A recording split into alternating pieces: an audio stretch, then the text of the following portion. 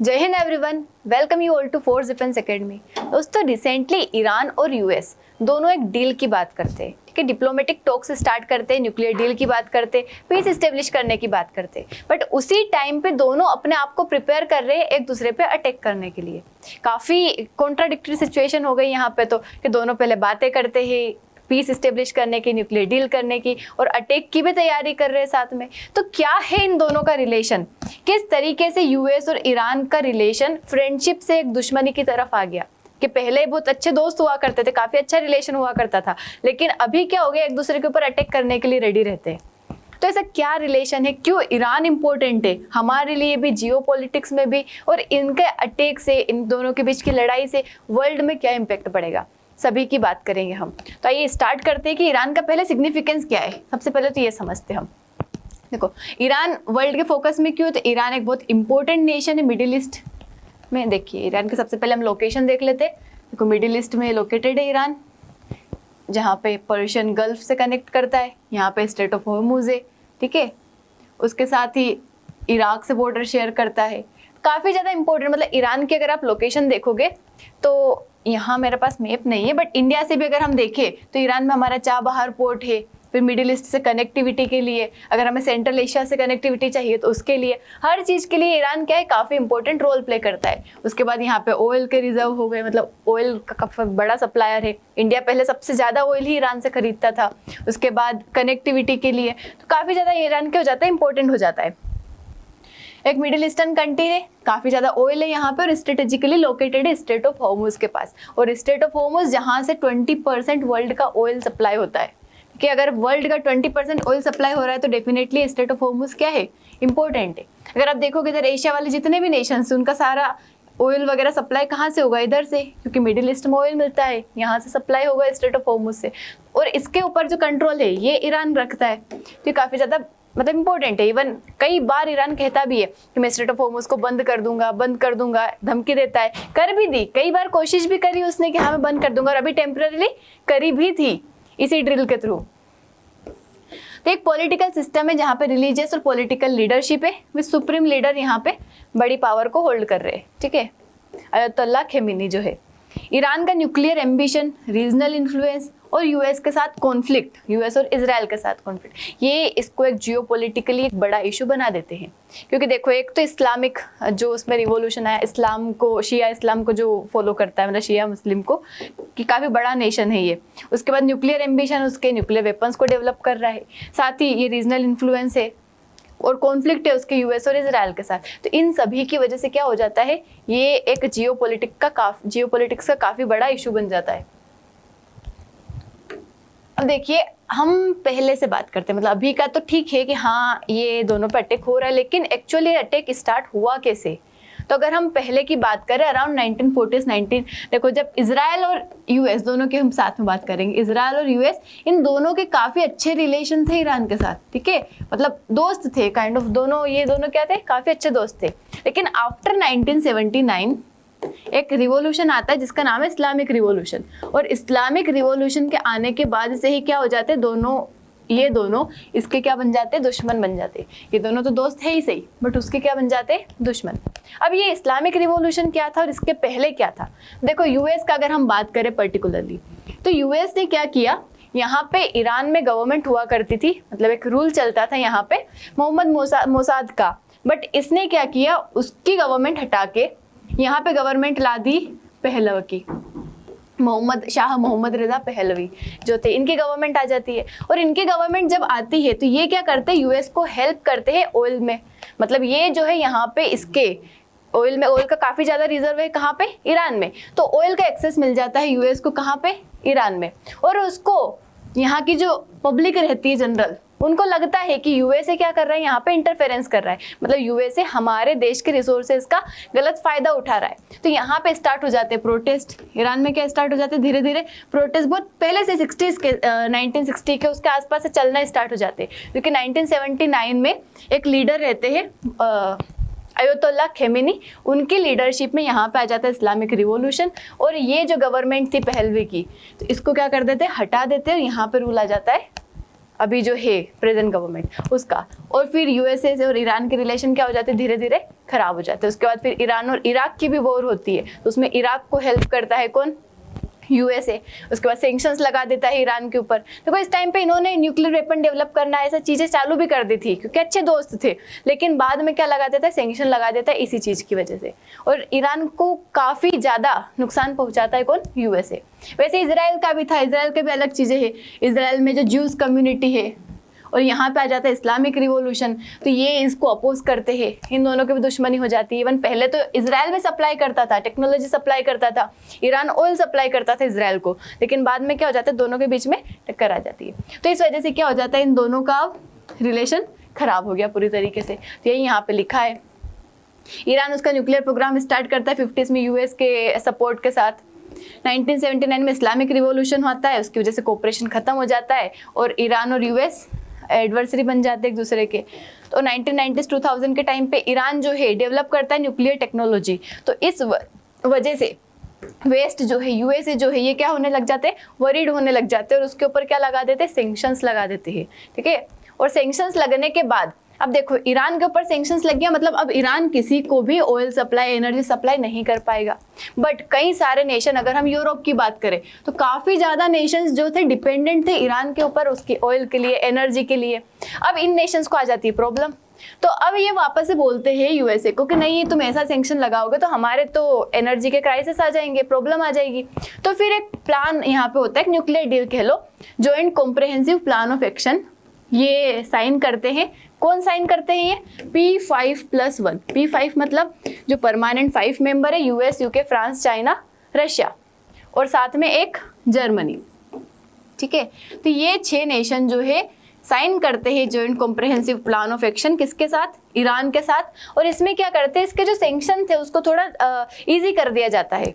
ठीक है, थोड़ा सैंक्शन इजी कर दिया जाता है, मतलब इनको ये क्या कर पाएगा, ऑयल सप्लाई, एनर्जी सप्लाई कर पाएगा। तो ये 2015 में ये हो जाता है यहाँ पे JCPOA साइन, और इस टाइम पे गवर्नमेंट ओबामा की रहती है। ठीक है, अब ईरान एग्रीड हो जाता है कि लिमिट कर देगा, मतलब ईरान भी वहां पे बोलता है कि नहीं मैं यूरेनियम का एनरिचमेंट जो है थोड़ा कम कर दूंगा और इंस्पेक्शन जो है ये सारी चीज़ें अलाउ कर दूंगा, मतलब थोड़े वो भी बोलता है कि नहीं मैं वेपन्स डेवलप नहीं करूंगा, न्यूक्लियर वेपन्स, चीज़ें थोड़ी ठीक रखूंगा, ऐसी ऐसी बातें होती है और ये भी साइन हो जाता है। इसका एम क्या रहता है कि Iran from developing nuclear weapon, मतलब ईरान को ओवरऑल इनको न्यूक्लियर वेपन डेवलप करने से मना करना था। ठीक है, तो इसलिए इसके लिए सैंक्शन लगा देते हैं। लेकिन जब इनको प्रॉब्लम होती है तो फिर 2015 में JCPOA साइन करते हैं, उसके तहत ईरान को थोड़ा वो रिलीफ देते हैं, बोले कि तुम न्यूक्लियर वेपन डेवलप मत करना, लेकिन इनको ये सप्लाई करते रहना, यहाँ से रिलीफ मिल जाता है। फिर 2018 में फिर गवर्नमेंट आ जाती है ट्रम्प की, और यूएसए क्या कर देता है, सैंक्शंस हटा देता है। ये जो था इस JCPOA से विड्रॉ कर जाता है यूएसए, और फिर से उसके ऊपर और ज्यादा स्ट्रिक्ट सैंक्शंस लगा देता है। स्ट्रिक्ट सैंक्शंस कैसे कि अब ईरान से कोई भी कुछ भी परचेज नहीं करेगा, और करेगा तो उनके ऊपर और ज़्यादा यूएसए सैंक्शन लगा देगा या फिर उनके लिए प्रॉब्लम क्रिएट कर देगा, बैरियर क्रिएट कर देगा, तो और ज़्यादा सीवियर सैंक्शन लगा दिए। और उसका कहना यही था कि नहीं ईरान जो है पीछे पीछे क्या कर रहा है, बैकग्राउंड में न्यूक्लियर वेपन्स डेवलप कर रहा है, इसलिए मैं सैंक्शन लगा रहा हूँ। ओके, अब क्या हो जाता है, इस वजह से काफ़ी ज़्यादा टेंशन आ जाती है। Iran closer to weapons grade nuclear material, मतलब ईरान जो है अब यहाँ पे क्या होगा, ईरान को काफ़ी प्रॉब्लम आ गई। इवन हम भी, इंडिया की अगर हम बात करें तो सबसे ज़्यादा लार्जेस्ट सप्लायर था ऑयल का ईरान इंडिया को, लेकिन ये सैंक्शंस की वजह से हमें बंद करना पड़ा। हमारा चाबहार पोर्ट का डेवलपमेंट भी हो रहा था यहाँ पे, लेकिन हमने जैसे तैसे करके, मतलब कि यूएसए को मना के हमने इसकी परमिशन ली कि हमें ये डेवलपमेंट करने दो, हमारे लिए काफ़ी ज़्यादा ज़रूरी है, इसीलिए हमें सैंक्शंस वेवर मिल रखा था। अभी कुछ टाइम पहले ये भी न्यूज़ आ रही थी कि यूएसए ने वेवर को हटा दिया है, हमें सैंक्शन से वेवर मिल रखा था कि हाँ हम क्या कर लेंगे, हमारे चाबहार पोर्ट का डेवलपमेंट कर सकते हैं यहाँ पे। ठीक है, अब क्या होता है, फिर ये तो इनका चल ही रहा था, सैंक्शंस है, सब कुछ चल रहा था, ईरान की इकोनॉमी भी धीरे धीरे थोड़ी खराब हो रही है, चल रही है, जैसे तैसे काम चल रहा था। अब क्या होता है, जून 2025 में फिर यूएस और इजराइल मिलकर क्या कर देते, अटैक कर देते ईरान की न्यूक्लियर साइट्स पे, जो है ना नतांज, जिशफान, ये जो मेन न्यूक्लियर साइट्स है वहाँ पे क्या कर देते, ये अटैक कर देते। और ईरान फिर रिटेलिएशन में अटैक करता है यूएस के जो बेस है वहाँ पे, जो कतर में बेस था अलुदैत, यहाँ पे क्या कर देता है, ईरान अटैक कर देता है, किसके ऊपर, यूएसए के ऊपर। तो फिर से एक वॉर आ जाती है यहाँ पे, जो कि सीज फायर के साथ धीरे धीरे खत्म हो जाती है। बट ये बता रहा है हमें कि किस तरीके से मिलिट्री एस्केलेशन जो है न्यूक्लियर टेंशंस की वजह से, मतलब अब सोचो ये भी न्यूक्लियर मतलब सिर्फ इसी वजह से हो रहा है। एक मिनट देखो, एक और चीज बताती हूँ मैं आपको। इजराइल को यहाँ पे क्या टेंशन है, इजराइल ने क्यों अटैक किया, चलो यूएसए का हम मान ले कि ये लड़ाई हो रही है। इजराइल को ये टेंशन है कि पूरा जो मिडिल ईस्ट वाला रीजन है वहां पे अकेला इजराइल ऐसा नेशन है जिसके पास न्यूक्लियर वेपन है, ठीक है, न्यूक्लियर वेपन है। अब अगर ईरान भी डेवलप कर लेगा न्यूक्लियर वेपन, तो यहाँ पे जो इजराइल का भी जो दबदबा है, जो मनी, जो पावर है, जो सारे नेशंस डरते हैं उससे, वो खत्म हो जाएगी। उसे लगेगा कि अब 2 पावर आ गई, ठीक है। उसके बाद कम्युनिटी, जो एक कम्युनिटी वाला हो जाता है कि ज्यूज कम्युनिटी है और उधर के साइड इस्लाम है, दोनों एक दूसरे को पसंद नहीं करते, तो इसलिए इजराइल अटैक करता है। और साथ ही यूएसए का अलग ही रीजन है, यूएसए भी नहीं चाहता कि कोई न्यूक्लियर वेपन डेवलप करे, और उसके अलग जो पुरानी दुश्मनी है उसको वो यहाँ पे निकालता है, तो इसलिए यहाँ पे अटैक किया इन्होंने। साथ ही ये वॉर चल रही है, रुक रही है, इस तरीके से चल रही है। और अभी क्या होता है प्रेजेंट में 2026 में, फिर दोनों की बातें स्टार्ट होती है। क्या बातें स्टार्ट होती है कि चलो हम एक काम करते, थोड़े दिन बातें करते, पीसफुल टॉक्स करेंगे, नेगोशिएशंस करेंगे, एक न्यूक्लियर डील करेंगे दोनों, और शांति एस्टेब्लिश करेंगे, लड़ाई वड़ाई में कुछ नहीं रखा है। तो दोनों बातें स्टार्ट करते हैं, मीडिएशन करता है ओमान, जिनेवा में करते हैं फिर ये। तो talks are indirect and cautious, both side से there is progress but give big case, मतलब दोनों कहे तो रहे थे ऊपर ऊपर से कि प्रोग्रेस हो रही है, बातें चल रही है, बट वहां पे बिग गैप था। क्या गैप था कि दोनों जो है अपने आप को इसके साथ साथ ही क्या कर रहे हैं, प्रिपेयर कर रहे थे। ये तो 10-15 दिन का अल्टीमेटम भी दिया था यूएस प्रेसिडेंट डोनाल्ड ट्रंप ने, किसको, ईरान को, कि तुम क्या कर लो, बातें हमारी जो हमने बात बोली उसको मान लो, वरना तुम्हें कॉन्सिक्वेंसेस फेस करना पड़ेगा।